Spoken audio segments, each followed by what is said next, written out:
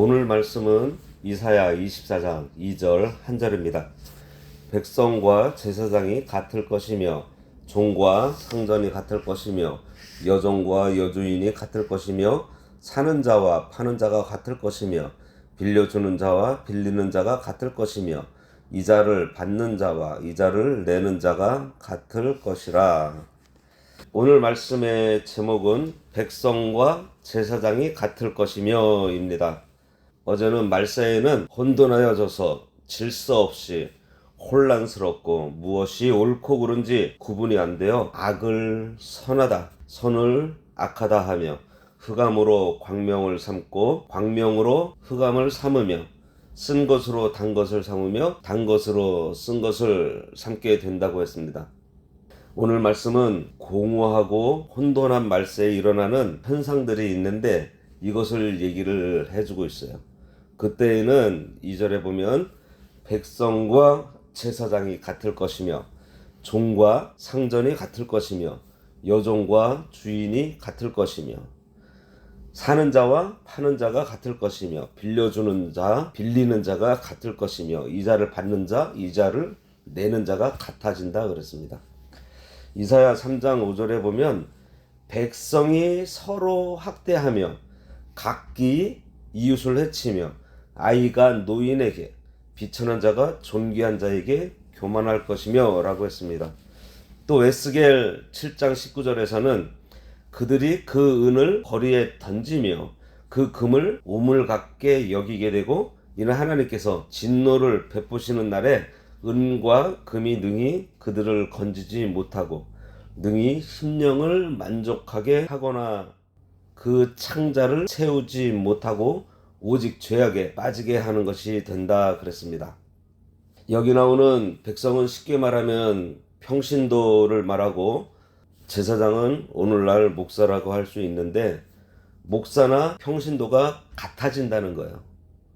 백성이 제사장처럼 훌륭해져서 백성이나 제사장이 같아진다면야 참 좋겠는데 일반 평신도가 말씀에 바로 서고 신앙생활을 잘하면서 목사만큼이나 신앙이 성장하면서 목사나 평신도나 같아진다면은 그것처럼 좋은 게 없죠. 그런데 이것은 무슨 얘기인가 하면은 제사장이 타락해서 백성과 같아진다는 겁니다. 종과 상전이 같아진다는 것은 영적인 문제가 혼돈되다 보니 사회적인 질서도 혼돈되어 간다는 것입니다. 여종과 여주인도 같아진다는 것은 사회적인 혼돈이 있은 후에 물질이 있는 자나 없는 자가 같아진다는 거예요. 사는 자와 파는 자가 같아지고 여기 개역개정 성경에는 없는데 이전 성경에는 채급하는 자와 채용하는 자가 같아진다고 했습니다. 이것은 사람을 채용하는 자 그리고 채용되어 사원으로 일하는 자가 같아지게 된다는 거예요. 또 빌려주는 자와 빌리는 자가 같아진다는 것은 돈이 많아 이자로 이익을 내는 사람이나 돈을 빌려 이자 갚느라고 고생하는 사람이나 똑같은 신세가 된다는 것입니다. 이 말은 하나님의 심판은 공평하다는 거예요. 지금 세상은 유전무죄, 무전유죄가 되어 성행하지만 하나님의 표준은 두 가지가 아닙니다. 제사장인이 봐주는 거 없고 부자라고 봐주는 것이 없어요. 세상은 대통령이나 국회의원이나 권력이 있는 자들에게는 법을 관대하게 적용해서 적당히 봐주고 국민은 좀처럼 봐주지 않습니다. 어떤 판사는 고위직에 있는 사람이 수백만 원에 해당하는 뇌물을 받아도 무죄 선고하고 버스기사가 자판기 커피 마시려고 800원을 유용한 것을 징역을 내렸다고 합니다. 한 판사가. 높은 사람이 교통위반을 해서 교통경찰 딱지를 떼었다고 하면 매스컴에 다뤄야 할 정도로 당연한 일이 희귀한 일이 된 그런 사회가 되어버렸어요. 그러나 하나님께서는 백성이나 제사장이나 똑같이 공의로 심판하십니다. 말세에 하나님의 공의가 나타나요. 이 세상이 너무나 타락해서 혼돈의 상태가 되어버리니 어느 누구도 죄에 대한 판단을 못하게 되었기 때문에 하나님께서 공의로 직접 판단하실 때가 된 거예요. 바로 이것이 말세 지말이라는 것입니다. 이렇게 세상이 혼돈되어져서 죄가 죄인 줄도 몰라 모두가 범죄하여 죄가 관영하게 되니 하나님의 간섭이 있을 수밖에 없는 상태가 말세인 것입니다. 이럴 때 성도는 늘 겸비하여 악인의 꾀를 쫓지 않고 죄인의 길에 서지 않고 오만한 자리에 앉지 말고 오직 여호와 하나님의 말씀을 즐거워하며 주야로 묵상하는 삶을 살아야 하는 것입니다. 우리는 너무 연약해서 모두 죄를 짓습니다. 내 힘으로는 아무리 죄를 짓지 않으려 해도 그것이 잘 안 돼요. 자꾸 죄를 짓게 됩니다. 우리가 죄를 짓지 않으려면 주님 의지하는 것밖에 없어요. 우리들이 만일 죄를 지었다면 회복하는 길은 회개밖에 없습니다. 공의한 하나님 앞에 우리가 설 수 있는 길은 회개가 유일해요. 우리 마음에 가책되는 일이 있을 때 즉시 회개하시기 바랍니다.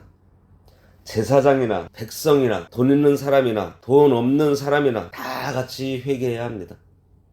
말세가 가까워질수록 하나님을 더욱 의지하며 자신을 돌아보면서 늘 겸비하면서 회개할 바를 찾아 회개하고 하나님 말씀에 바로 서서 그 말씀을 순종해야 합니다. 그런 자가 주님 오실 때에 주여 어서 오시옵소서 제가 여기 있나이다 하며 당당하게 주님을 맞이할 수 있는 것입니다. 우리가 여기서 회개에 대해 생각해 볼 것이 있는데요.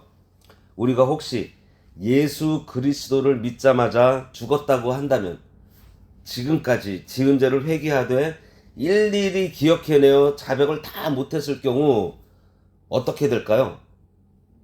그렇다고 해도 구원 받습니다. 성경에서 근거를 찾으면 십자가에서 예수님 우편에 회개한 강도가 죄를 일일이 다 회개함으로 구원받았나요? 아니죠. 죽는 그 순간에 자신이 죄인임을 인정하고 예수님께 자신을 의탁했을 때 그 자리에서 바로 낙원을 허락받았습니다. 이처럼 구원에 이르는 회개는 단회적이에요. 하지만 구원을 이루어가는 성화의 단계 속에서 회개는 계속 되어져 나가야 합니다. 그리고 회개에 대해서도 오해하는 분들이 많이 있어요. 죄를 낱낱이 아뢰면서 울어야 회개인 줄로 아는 분이 많은데요. 회개는 우리 심령의 변화입니다. 이 심령의 변화가 내 삶의 변화, 내 행동의 변화로 나타나는 거예요. 이제까지 예수님을 원수처럼 여기던 심령이 주님을 나의 구주로 영접하는 것이고요. 지금까지 짓던 죄에서 돌아서서 다시는 그 죄를 짓지 않는 것입니다.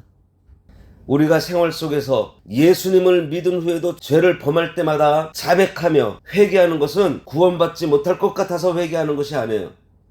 하나님 앞에 가책 없이 담대하게 나아가며 세상에 하나님의 증인으로서 살기 위한 것입니다. 그렇게 회개하는 심령에게 하나님께서는 성령의 충만함으로 능력 있는 증인의 사명을 다하도록 도우신다는 거예요.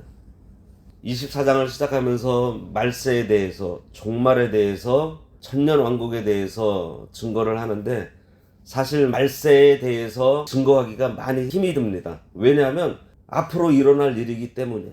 제가 예지력이 있어가지고 뭐 예언하는 사람도 아니고 단지 하나님 말씀에 이사야 때에도 종말을 얘기하듯이 이 말씀을 근거해서 우리가 말세를 준비해야 된다는 것, 예수 그리스도의 재림을 준비해야 된다는 것, 말세를 당했을 때 성도가 어떻게 살아야 되는지 전하라는 것이 바로 성경의 가르침이기 때문입니다.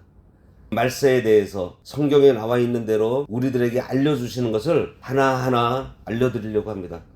말세에 우리가 어떻게 살아야 될지를 가르쳐 주시는 것들을 지혜롭게 깨달을 수 있도록 함께 기도하면서 준비하도록 하겠습니다. 기도하겠습니다. 하나님 아버지 은혜를 감사합니다. 하나님의 크신 사랑으로 저희들을 구원해 주시고 종말에 가서는 온전한 자로 세워 우리 아버지 하나님과 영원히 살기를 원하셔서 저희들을 회개시키시고 붙들어 주시는 하나님 아버지, 종말에 대해 성경을 통해 배울 때 하나님께서 깨닫게 하여 주시고 이 혼돈해진 세상을 어떻게 살아나가야 할지 알려주시기를 간절히 원합니다. 그러한 가운데 저희들에게 맡겨주신 빛의 사명 다 할 수 있도록 하여 주시고, 개인적으로 우리들에게 주어진 일들을 소홀히 여기지 않고 충성하여 그 맡은 일을 잘 할 수 있도록 은혜 내려 주시옵소서. 예수님의 이름으로 기도드리옵나이다. 아멘. 하늘에 계신 우리 아버지여, 이름이 거룩히 여김을 받으시오며 나라가 임하시오며 뜻이 하늘에서 이루어진 것 같이 땅에서도 이루어지이다. 오늘날 우리에게 일용할 양식을 주옵시고, 우리가 우리에게 죄 지은 자를 사하여 준 것 같이 우리 죄를 사하여 주옵소서. 대개 나라와 권세와 영광이 아버지께 영원히 있사옵나이다. 아멘.